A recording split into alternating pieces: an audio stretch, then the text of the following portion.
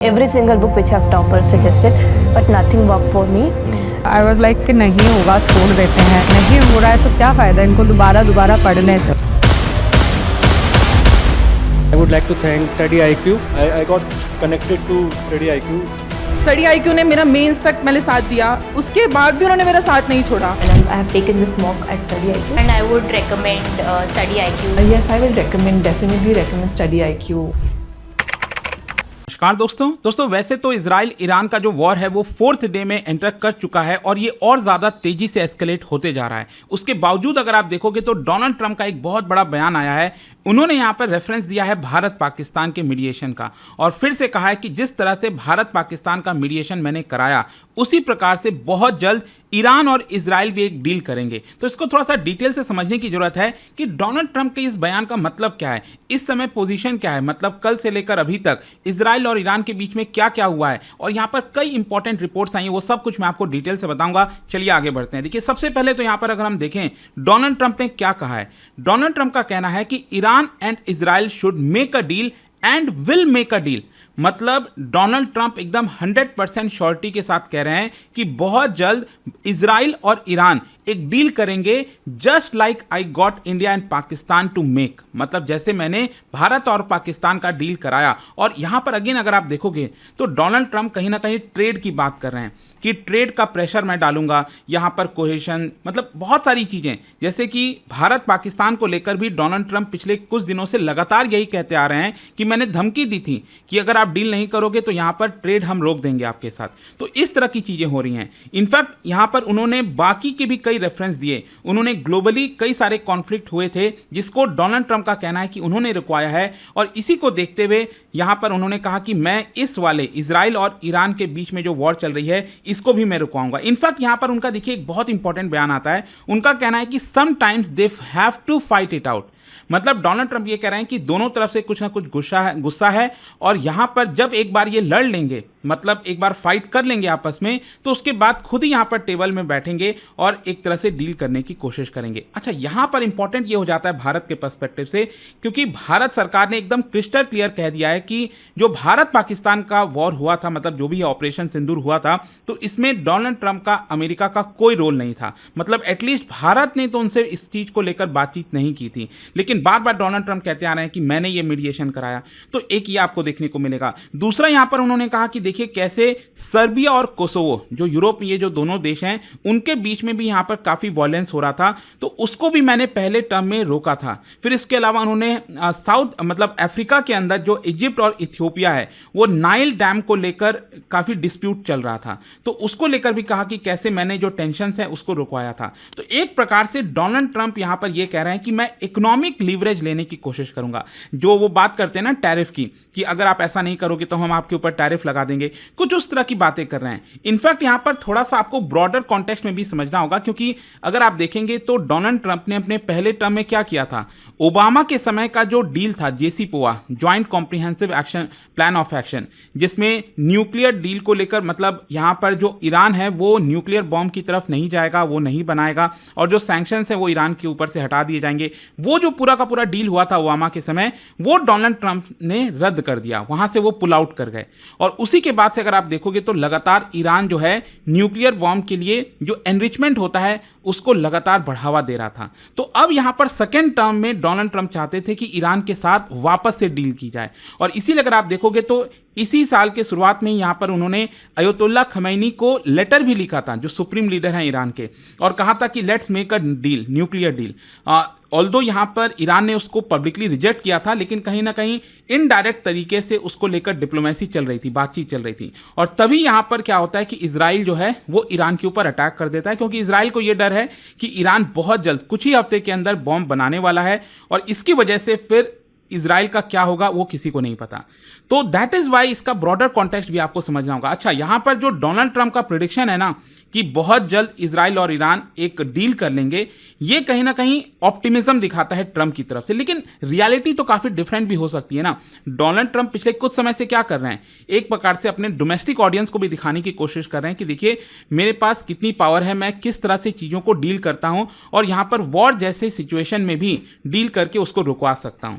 और साथ ही साथ उन्होंने ये भी कहा कि never get credit for anything. Donald Trump ये कह रहे हैं कि मैंने कई सारे जो पीस एफर्ट हैं वो लाने की कोशिश की है, लेकिन उसके बावजूद भी मुझे ऐसा कोई क्रेडिट नहीं मिलता है। तो खैर उनका कहना था कि मुझे इससे फर्क नहीं पड़ता है, लेकिन यहां पर आपको समझने की जरूरत है कि डोनाल्ड ट्रंप भले ही यहां पर दिखा रहे हो, कह रहे हो कि देखो ये दोनों काफी जल्दी डील करने वाले, अब हो सकता है डील कर लेंगे, लेकिन क्वेश्चन ये है कि अभी ग्राउंड सिचुएशन क्या है। ग्राउंड सिचुएशन में अगर आप देखोगे तो काफी आपको डिफरेंट देखने को मिलेगा। इनफैक्ट जो नेतन्याहू है इजराइल के प्राइम मिनिस्टर, उन्होंने तो ये तक कह दिया कि ईरान जो है वो डोनाल्ड ट्रंप को मारना चाहता है। Iran wants to kill US president Donald Trump.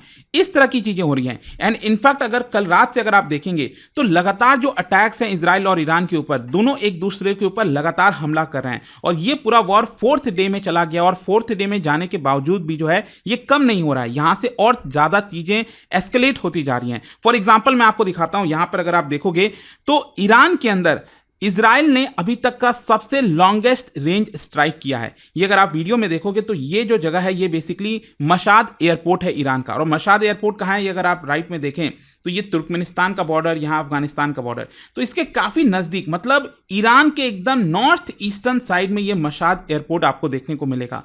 तो यहां पर हमला कल कर दिया इजराइल ने, और इजराइल का कहना है कि ये अभी तक का हमारा सबसे लॉन्गेस्ट रेंज स्ट्राइक था। तो आप समझ रहे हो कि यहां पर जो वॉर है वो रुकने के बजाय और ज्यादा तेजी से स्प्रेड होती जा रही है। फिर इसके अलावा ऑब्वियस सी बात है, जो दूसरी तरफ से यहां पर जो ईरान है उन्होंने भी लगातार हमला स्टार्ट किया और बहुत भयंकर तरीके से इजराइल के ऊपर हमला किया। Let me tell you, in fact अगर आप देखिए तो बताया जा रहा है कि इजराइल के जेरूसलम में और कई इंपॉर्टेंट शहर के अंदर जो हाई राइज बिल्डिंग्स हैं उसके ऊपर भी हमला करने की कोशिश की है, स्ट्राइक करने की कोशिश की है, जिसकी वजह से कई लोगों की जानें भी गई हैं। इनफैक्ट ये भी बताया जा रहा है कि जो सेंट्रल इजराइल का पावर ग्रिड है वो डैमेज हो गया है बिकॉज ऑफ ईरानियन स्ट्राइक। और इसकी वजह से, मतलब जिस तरह से ईरान ने मिसाइल्स का बौछार किया इजराइल के ऊपर, इसकी वजह से आप खबर देख सकते हो, बताया जा रहा है कि हवा में एक्सप्लोसिव जैसा स्मेल आ रहा है। मतलब इतना ज्यादा इंटेंस नाइट था कल, इतना ज्यादा हमला हुआ है जिसकी वजह से इजराइल की हवाओं में एक्सप्लोसिव जैसा महक रहा है। यह सिचुएशन हो गई है। इनफैक्ट यहां पर कई एनालिस्ट का यह भी कहना है कि इजराइल ने शायद अंडर एस्टिमेट किया था ईरान की एबिलिटी को, कि अगर हम ईरान के ऊपर हमला करेंगे, उनके जो न्यूक्लियर साइट्स हैं उसको हमला करेंगे, IRGC के जो कमांडर्स हैं, इंपॉर्टेंट कमांडर्स हैं, उनको मार देंगे तो ईरान पूरी तरह से डिसेबल हो जाएगा, वो हमारे ऊपर अटैक नहीं कर पाएगा। लेकिन जिस तरह से ईरान ने अपने आप को रीग्रुप किया है और इजराइल के ऊपर हमला किया है, ये एनालिस्ट का कहना है कि ये दिखाता है कि ईरान के पास भी अभी काफी ज्यादा पावर है और इसी की वजह से डर है कि यहां पर से जो वॉर है क्या ये और तेजी से बढ़ेगा, क्योंकि अल्टीमेटली इसका असर आपको पूरे इकोनॉमी पर, वर्ल्ड इकोनॉमी पर भी देखने को मिल सकता है। ऑयल के जो प्राइसेस हैं वो तो लगातार यहां पर सर्ज होते ही जा रहे हैं। इनफैक्ट देखिए, ये जब मैं पूरा स्टडी कर रहा था तो इसमें एक और रिपोर्ट सामने आती है। रिपोर्ट में यह कहा जा रहा है कि डोनाल्ड ट्रंप ने इजराइल को रोक लिया। एक्चुअली ये जो पूरा वॉर है ये और तेजी से एस्केलेट हो सकता था, क्योंकि इजराइल की प्लानिंग थी कि ईरान के जो सुप्रीम लीडर हैं अयतुल्ला खमैनी, उनको यहां पर मार दिया जाए। इजराइल के पास होंगे रिपोर्ट कहां पर छुपे हैं, किधर हैं, तो हो सकता है कि इजराइल स्ट्राइक करने वाला होगा। लेकिन डोनाल्ड ट्रंप ने इजराइल को रोका कि नहीं, अगर ऐसा होगा तो चीजें काफी ज्यादा खराब हो सकती हैं और डील वगैरह तो आप भूल ही जाइए इसके बाद से, क्योंकि ईरान में काफी ज्यादा माना जाता है अपने सुप्रीम लीडर को लेकर। तो ये रिपोर्ट का कहना है अल्टीमेटली। खैर, यहां पर अगर आप देखोगे तो जो खबर आ रही थी कि क्या ईरान और इजराइल के बीच में किसी प्रकार का पीस को लेकर बातचीत हो रही है, तो मैं आपको बता दूं ईरान ने कंप्लीटली रिजेक्ट कर दिया है। इनफैक्ट ईरान का यह कहना है कतर और ओमान को, क्योंकि ये दो अगर आप देश देखोगे तो यहां पर अक्सर मीडिएशन चल रहा है। जब भी कोई वॉर वगैरह जैसी सिचुएशन होती है तो दोनों देश को बैठाकर वहां पर मीडिएशन किया जाता है। तो कतर और ओमान को तेहरान ने यह कह दिया है कि देखिए यहां पर किसी भी प्रकार का पीस नेगोशिएशन हम नहीं करने वाले, क्योंकि जिस तरह से इजराइल ने हमारे ऊपर हमला किया था उसका हम जब तक रिस्पॉन्स नहीं दे देते और जब तक इजराइल हमारे ऊपर स्ट्राइक बंद नहीं कर देता तब तक किसी भी प्रकार का पीस को लेकर बातचीत नहीं हो सकती। तो अल्टीमेटली देखो, बॉटम लाइन यहां पर यह निकलता है कि ट्रंप का ये जो कमेंट है ना कि जो दोनों देशों के बीच में आपका डील होने वाली है, तो ये एक बहुत ही बोल्ड प्रेडिक्शन है और कहीं ना कहीं पॉलिटिकल सेल्फ प्रमोशन है, जो कि डोनाल्ड ट्रंप पिछले काफी समय से करते आ रहे हैं कि देखो मैंने करके दिखाया। लेकिन क्या ईरान और इजराइल यहां पर जेन्युइनली कोई डील करेंगे, ये काफी अनसर्टेन हो जाता है, क्योंकि जिस तरह से अभी ग्राउंड सिचुएशन हो रखी है और जो सब कुछ मैंने अभी आपको बताया, इससे आपको पता चलेगा कि सिचुएशन काफी ज्यादा एस्केलेट होती जा रही है। एंड लेट्स यहां से किस दिशा में चीज़ें मुड़ती हैं। बट आई होप कि ये वीडियो के माध्यम से ये जो खबर आई थी उसके बारे में आपको अच्छे से समझ में आया होगा। और जाने से पहले एक बहुत ही इंटरेस्टिंग क्वेश्चन, क्या आप बता सकते हो इनमें से कौन सा ऐसा देश है जो कि अपना बॉर्डर इजराइल और सऊदी अरब दोनों के साथ शेयर करता है? इसका राइट आंसर आप सब जानते हैं, मेरे इंस्टाग्राम पर तो मिलेगा ही, वहां पर अगर आप नहीं हो कोई बात नहीं, टेलीग्राम से ले सकते हैं इसका सही उत्तर। और जैसा मैंने आपको बताया, अगर आप यूपीएससी की तैयारी कर रहे हैं, हमारे जो फाउंडेशन प्रतिज्ञा बैच है उसको जरूर अवेल करिए। हमारा जो नया बैच है वो 23 जून से स्टार्ट हो रहा है। इसकी सबसे खास बात यह है, प्रीलिम्स मेंस इंटरव्यू की तो तैयारी पूरी कराई जाती है, बुक्स का भी पूरा का पूरा सेट, ताकि आपको कहीं पर कुछ लेना ना पड़े, वो आपके घर पर कोरियर किया जाता है। इसके अलावा मान लीजिए अगर आप सिर्फ प्रीलिम्स को भी क्रैक कर लेते हैं तो पूरा फीस आपका रिफंड कर दिया जाएगा। हर महीने टेस्ट होता है जिसमें टॉप रैंकर को 11,000 रुपीज का कैश रिवॉर्ड दिया जाता है। करना क्या है, लिंक कमेंट सेक्शन में दिया है, वहां जाइए, चेकआउट के समय यूज करिए ये कोड अंकित लाइव, ताकि आप मैक्सिमम डिस्काउंट ले सकें। Every single book which have toppers suggested, but nothing worked for me. I was like कि नहीं होगा छोड़ देते हैं, नहीं हो रहा है तो क्या फ़ायदा इनको दोबारा पढ़ने से। I would like to thank Study IQ. I got connected to Study IQ. Study IQ ने मेरा मेंस तक मैंने साथ दिया, उसके बाद भी उन्होंने मेरा साथ नहीं छोड़ा। And I have taken this mock at Study IQ and I would recommend Study IQ. Yes, I will recommend, definitely recommend Study IQ.